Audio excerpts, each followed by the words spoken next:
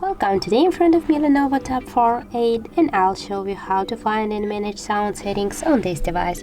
So first you should go to the settings application, and here just go to the sound section. And right now you got here the media volume, alarm volume and notification volume.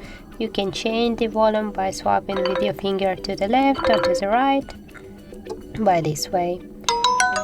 Also we got here the don't disturb mode. You can turn it off or turn it on.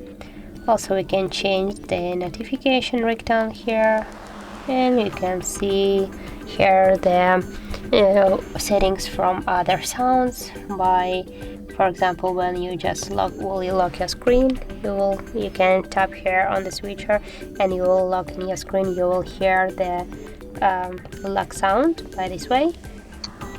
Okay, yes, can you hear also the charging sound? When you will just charge your tablet, you will see the charging sound.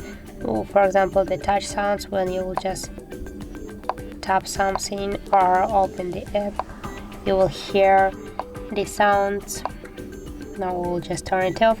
Also we can just turn on the vibrate when we are tapping, and as can you hear, we got here right now the activated vibration.